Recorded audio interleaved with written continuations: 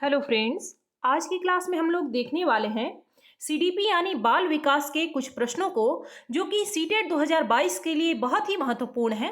और आज हमने जो प्रश्न लिए हैं वे सभी प्रश्न 10 जनवरी 2022 को जो सीटेट का पेपर 1 हुआ था उससे लिए गए हैं।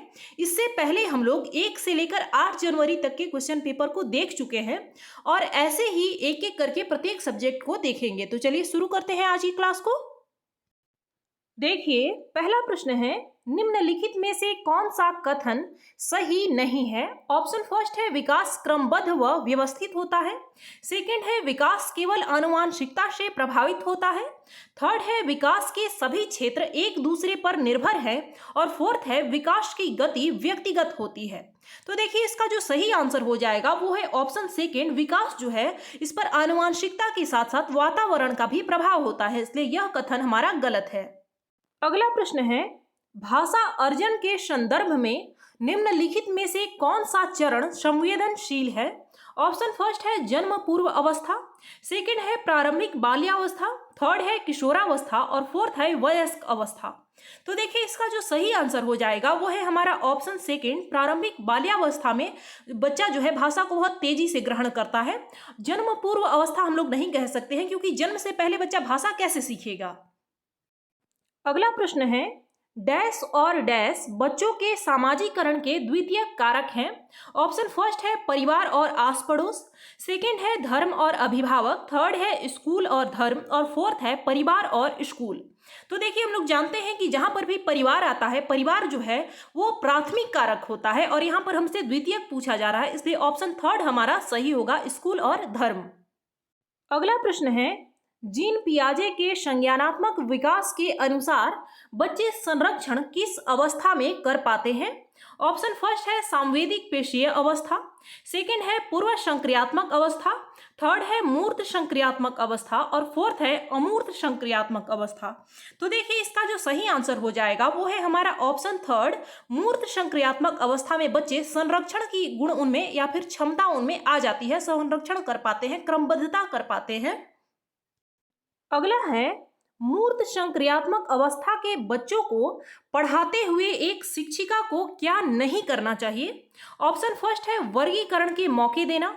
सेकंड है ऐसी समस्याएं देना जिनमें अमूर्तता की आवश्यकता हो। थर्ड है क्रमित करने के कार्य देना और फोर्थ है मूर्त संसाधन देना। तो देखिए, इसका जो सही आंसर हो जाएगा वो है ऑप्शन सेकंड। हमें इन बच्चों को ऐसी समस्या नहीं देना है जिनमें अमूर्तता की आवश्यकता हो, क्योंकि इनमें वो क्षमता, वो योग्यता अभी नहीं आई होती है, इसलिए ऑप्शन सेकंड हमारा सही होगा। अगला प्रश्न है, 4-5 साल की उम्र के बच्चे अक्सर अपने आप से बातचीत करते हैं। लेव वाइगोत्स्की के अनुसार यह वाक ऑप्शन फर्स्ट है उनकी आत्म केंद्रीयता को दर्शाता है। सेकंड है उनके संज्ञानात्मक विकास में बाधा डालता है। थर्ड है उनके सामाजिक विकास में बाधा डालता है और फोर्थ है उनको अपनी सोच नियमित करने में मदद करता है। तो देखिए, इसका जो सही आंसर हो जाएगा वो है ऑप्शन फोर्थ। लेव वाइगोत्स्की ने जब बच्चे खुद से बात करते हैं, यानी कि जो व्यक्तिगत वाक है, उसको बहुत ही महत्वपूर्ण माना है और उन्होंने कहा है कि ऐसा करके बच्चे स्वयं के कार्य को निर्देशित करते हैं, नियमित करते हैं। अगला प्रश्न है, निम्न में से किसने जोर दिया कि व्यक्तिगत विकास को सामाजिक और सांस्कृतिक संदर्भ के बिना नहीं समझा जा सकता है? ऑप्शन फर्स्ट है लेव वाइगोत्स्की। सेकंड है जीन पियाजे। थर्ड है बीएफ स्किनर और फोर्थ है कोहलबर्ग। तो देखिए, हम लोग जानते हैं कि लेव वाइगोत्स्की ने सामाजिक सांस्कृतिक की उपेक्षा नहीं की है, बल्कि इसको बहुत ज्यादा महत्व दिया है, इसलिए ऑप्शन फर्स्ट हमारा सही होगा। अगला प्रश्न है, लॉरेंस कोहलबर्ग द्वारा प्रतिपादित नैतिक विकास के किस स्तर पर व्यक्ति यह तर्क देते हैं कि केवल समाज ही तय कर सकता है कि क्या सही है और क्या नहीं? ऑप्शन फर्स्ट है आज्ञा पालन एवं दंड अभिविन्यास। सेकंड है अच्छा लड़का अच्छी लड़की अभिविन्यास। थर्ड है अधिकारिता एवं सामाजिक क्रम व्यवस्था अभिविन्यास और फोर्थ है सार्वभौमिक नैतिक सिद्धांत अभिविन्यास। तो देखिए, इसका जो सही आंसर हो जाएगा वो है हमारा ऑप्शन थर्ड। अधिकारिता एवं सामाजिक क्रम व्यवस्था अभिविन्यास में बच्चा यह मानता है कि समाज के लिए कानून जरूरी है और क्या सही है क्या गलत है यह समाज ही तय कर सकता है। ये भावना अधिकारिता एवं सामाजिक क्रम व्यवस्था अभिविन्यास के अंतर्गत आता है, इसलिए ऑप्शन थर्ड हमारा सही होगा। अगला प्रश्न है, निम्नलिखित में से कौन सी व्याख्या हार्वर्ड गार्डनर द्वारा प्रतिपादित तार्किक गणितीय बुद्धि का आलेख करती है? ऑप्शन फर्स्ट है मानवीय अस्तित्व के मामलों पर सोचने का सामर्थ्य व संवेदनशीलता। सेकेंड है ध्वनि व ताल के प्रति संवेदनशीलता। थर्ड है स्थानों के पैटर्न को पहचानने व उनमें फेर बदल करने की क्षमता। और फोर्थ है समस्याओं को तर्कपूर्ण तरीके से करने व मसलों की वैज्ञानिक दृष्टि से विवेचन करने की क्षमता। तो इसका जो सही आंसर हो जाएगा वो है हमारा ऑप्शन फोर्थ, जिसमें तार्किक गणितीय बुद्धि ज्यादा होता है। वो समस्याओं को तर्कपूर्ण तरीके से यानी लॉजिकल तरीके से सॉल्व करते हैं और वैज्ञानिक दृष्टि से उनकी विवेचन करते हैं, इसलिए ऑप्शन फोर्थ हमारा सही होगा। अगला प्रश्न है, एक प्रगतिशील कक्षा में अधिगम ऑप्शन फर्स्ट है अंतःक्रिया व संवाद द्वारा होता है। सेकंड है शिक्षकों से अधिगमकर्ताओं द्वारा एक तरफा प्रसारण के रूप में होता है। थर्ड है निष्क्रिय अभिग्रहण होता है। और फोर्थ है केवल अधिगमकर्ताओं की जिम्मेदारी है, वो शिक्षकों की कोई भूमिका नहीं है। तो प्रगतिशील कक्षा में क्या होता है, वो अंतःक्रिया होता है, इंटरेक्शन होता है समाज के साथ, एक दूसरे के साथ संवाद होता है, चर्चा होता है, इसलिए ऑप्शन फर्स्ट हमारा सही होगा। अगला प्रश्न है, कथन गणित के शिक्षकों को लड़कियों से कक्षा में बहुत कम अपेक्षा रखनी चाहिए। तर्क है लड़कियों में गणित को समझाने की आनुवांशिक क्षमता नहीं होती। सही विकल्प चुने। तो देखिए इसका जो सही आंसर हो जाएगा वो है हमारा ऑप्शन फोर्थ। ये कथन बिल्कुल गलत है। कहीं से भी जेंडर जो है यह तय नहीं करता है कि लड़कियां गणित नहीं सीख सकती हैं, केवल लड़के सीख सकते हैं। तो यह कथन हमेशा गलत होगा, इसलिए दोनों ही गलत है। अगला प्रश्न है, भाषा के संदर्भ में राष्ट्रीय शिक्षा नीति 2020 किस पर बल देती है? ऑप्शन फर्स्ट है बहुभाषिकता। सेकंड है एक भाषावाद। थर्ड है पूरे देश में निर्देश का माध्यम अंग्रेजी हो। और फोर्थ है पूरे देश में निर्देश का माध्यम हिंदी हो। तो इसका जो सही आंसर हो जाएगा वो है हमारा ऑप्शन फर्स्ट बहुभाषिकता। ये हमारा बहुत ही आसान सा प्रश्न है और कई बार पूछा गया है। अगला प्रश्न है, मूल्यांकन का उद्देश्य क्या है? ऑप्शन फर्स्ट है अधिगमकर्ताओं में असफलता का डर पैदा करना। सेकंड है बुरे प्रदर्शन के लिए बच्चों को शर्मिंदा करना। थर्ड है अधिगमकर्ताओं के प्रदर्शन की एक दूसरे से तुलना। और फोर्थ है अधिगमकर्ताओं को सीखने की प्रक्रिया में मदद करने के तरीके खोजना। तो इसका जो सही आंसर हो जाएगा वो है हमारा ऑप्शन फोर्थ। यहाँ पर विद्यार्थियों को सीखने में मदद करना है, ना कि तुलना करना है या फिर उन्हें शर्मिंदा करना है कि तुम तो अच्छे मार्क्स नहीं लाए हो। अगला प्रश्न है, निम्नलिखित में से कौन सा प्रश्न समालोचनात्मक सोच को बढ़ावा देगा? ऑप्शन फर्स्ट है सौर प्रणाली का आरेख बनाओ। सेकंड है इतना को इतना से गुणा करो। थर्ड है शिक्षा का अधिकार अधिनियम किस वर्ष में पारित किया गया था। और फोर्थ है शहरीकरण और वैश्वीकरण के विभिन्न सामाजिक आर्थिक स्तर के लोगों पर अलग अलग प्रभाव का विश्लेषण करें। तो देखिए इसका जो सही आंसर हो जाएगा वो है हमारा ऑप्शन फोर्थ। इससे क्या होगा, समालोचनात्मक सोच का मतलब होता है क्रिटिकल थिंकिंग। बच्चा उसके हानि लाभ यानी दोनों पहलुओं को देख सके कि अच्छा क्या है बुरा क्या है, केवल रटे रटाए आंसर ना करे। अगला प्रश्न है, अधिगमकर्ताओं की व्यक्तिगत विभिन्नताओं को ध्यान में रखने के लिए एक शिक्षिका को ऑप्शन फर्स्ट है अधिगमकर्ताओं के पूर्व अनुभवों की उपेक्षा करनी चाहिए। सेकंड है अधिगमकर्ताओं के पूर्व अनुभवों को शामिल कर उनका संचय करना चाहिए। थर्ड है अधिगमकर्ताओं के आकलन हेतु एक समान तरीकों का इस्तेमाल करना चाहिए। और फोर्थ है सभी अधिगमकर्ताओं के लिए मानकीकृत पाठचर्या को लागू करना चाहिए। तो देखिए इसका जो सही आंसर हो जाएगा वो है हमारा ऑप्शन सेकेंड। इसमें क्या होता है कि जो बच्चे जानते हैं उनके पूर्व अनुभवों के आधार पर ही हमें नई चीजों को सिखाना है।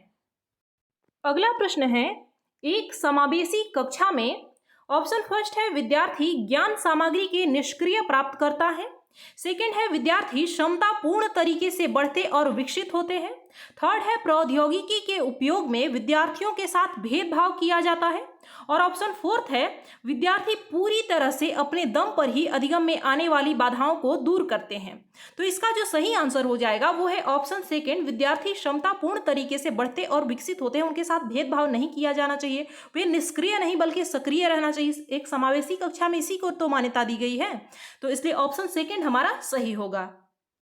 अगला प्रश्न है, आर्थिक रूप से कमजोर वर्ग के विद्यार्थियों की शिक्षा के संबंध में शिक्षा का अधिकार अधिनियम 2009 के खंड 12 द्वारा निम्नलिखित में से किसकी सिफारिश की गई है?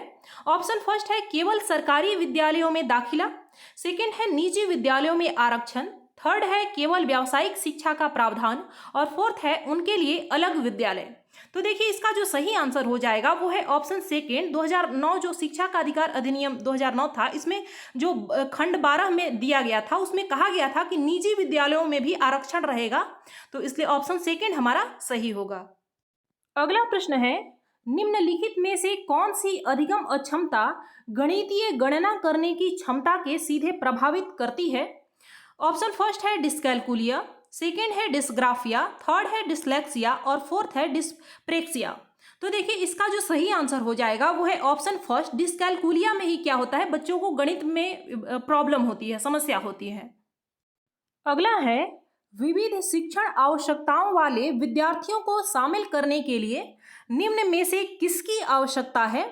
ऑप्शन फर्स्ट है बैठने की निश्चित व्यवस्था, सेकेंड है लचीला पाठ्यक्रम, थर्ड है मानकीकृत आकलन और फोर्थ है पाठ्यपुस्तक केंद्रित शिक्षा शास्त्र। तो हमें पाठ्यपुस्तक केंद्रित नहीं होना है, बाल केंद्रित होना है, मानकीकृत गलत होता है और बैठने की निश्चित यानी फिक्स्ड नहीं होना चाहिए, इसलिए ऑप्शन सेकेंड हमारा सही होगा, लचीला पाठ्यक्रम होना चाहिए। अगला प्रश्न है, प्रतिभाशाली विद्यार्थियों की आवश्यकताओं को पूरा करने के लिए निम्नलिखित में से कौन सी एक प्रभावी रणनीति है? ऑप्शन फर्स्ट है उनसे बहुत ही सरल और आसान प्रश्न पूछें, सेकेंड है उन्हें चुनौतीपूर्ण और उच्च क्रम के कार्य सौंपें, थर्ड है जानकारी को समझने के लिए अतिरिक्त समय दें और फोर्थ है उनसे सफलता की कम उम्मीद रखें। तो देखिए इसका जो सही आंसर हो जाएगा वो है हमारा ऑप्शन सेकेंड, उन्हें चुनौतीपूर्ण कार्य देना है, उच्च क्रम के कार्य देना है, क्योंकि बात की जा रही है फिर प्रतिभाशाली विद्यार्थियों की, जिनका IQ लेवल ज्यादा होता है उनकी बात की जा रही है, तो उन्हें हमें ऐसे ही कार्य देने होते हैं। प्रश्न संख्या 21 है, विद्यार्थियों में अधिगम को सुसाध्य करते समय शिक्षक को निम्नलिखित में से किस रणनीति से बचना चाहिए? ऑप्शन फर्स्ट है संकल्पना मानचित्रण, सेकेंड है खोजी अधिगम, थर्ड है सहज अनुमान लगाना और फोर्थ है निष्क्रिय नकल। तो देखिए इसका जो सही आंसर हो जाएगा वो है हमारा ऑप्शन फोर्थ, हमें नकल को बढ़ावा नहीं देना है, इसलिए ऑप्शन फोर्थ हमारा सही होगा। अगला प्रश्न है, अर्थपूर्ण अधिगम को सुसाध्य करने हेतु सूचना प्रसंस्करण का निम्नलिखित में से कौन सा तत्व सहायक है? ऑप्शन फर्स्ट है गैर संदर्भीकरण, सेकेंड है विस्तारण, थर्ड है उद्दीपन प्रतिक्रिया अनुबंध और फोर्थ है रटकर याद करना। तो देखिए इसका जो सही आंसर हो जाएगा वो है हमारा ऑप्शन सेकेंड, विस्तारण को हमें बढ़ावा देना है, रटना हमारा कभी भी सही आंसर नहीं होता है, गैर संदर्भीकरण नहीं होना चाहिए, संदर्भ के अनुसार पढ़ाना है और उद्दीपन प्रतिक्रिया के प्रति नहीं होना चाहिए। ऐसा नहीं है कि बच्चे को टॉफी मिले तभी वो पढ़े, ऐसे पढ़े ही नहीं, तो ये नहीं होना चाहिए। अगला प्रश्न है, एक नया विषय पढ़ाना शुरू करने से पहले एक शिक्षक के लिए यह जानना महत्वपूर्ण है। ऑप्शन फर्स्ट है बच्चे पहले से क्या जानते हैं, सेकेंड है सामान्य भ्रांतियां, थर्ड है विषय सीखने के लिए पूर्व अपेक्षाएं और फोर्थ है बच्चों की पसंदीदा अधिगम शैली।